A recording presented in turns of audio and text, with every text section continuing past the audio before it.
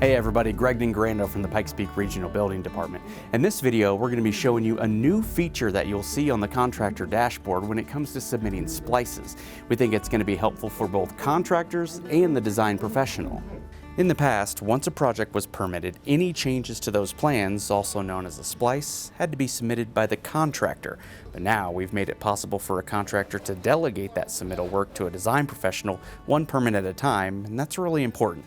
You're not handing over every project to a design professional with one click. The process would need to be done on each permit.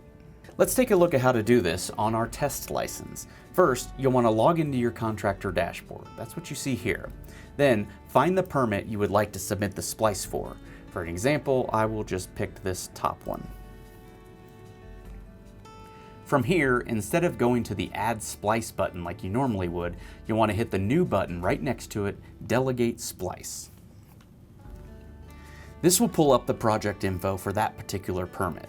If that's the permit that needs a splice, you'll then put in an email address for the design professional you would like to delegate the splice work to.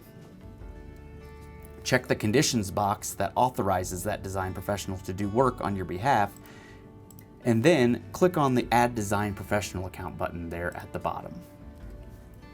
It's important to note that the design professional's email you provide must be in our system here at PPRBD. If not, you're going to get an error message like this one. If that's the case, you will then need to contact the architect either to verify the email address or to ask the architect to create a PPRBD account.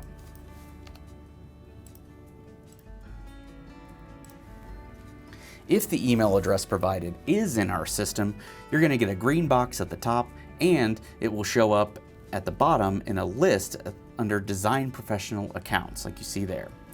At this time, an email will then be sent to the design professional letting them know they now have authorization to submit changes on that particular permit.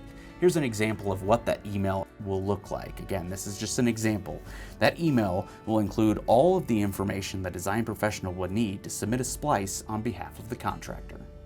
Let's take a look at the process from the design professional's perspective. From the architect dashboard, you'll want to slide over to the left and click on Search Permits. Now, I already know the permit number, so I'm going to cheat and hit the drop down there, plug that in just as an example. And again, I'll use that top one as an example to show you.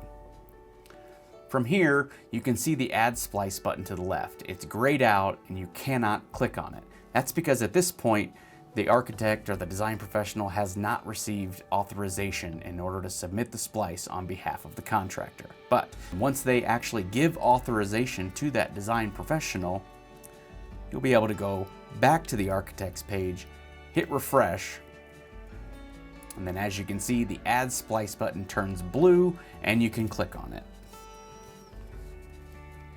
From there, it's the same process the contractors go through when submitting a splice. If you need help with that, check out the How to Submit a Splice video on the PPRBD YouTube channel.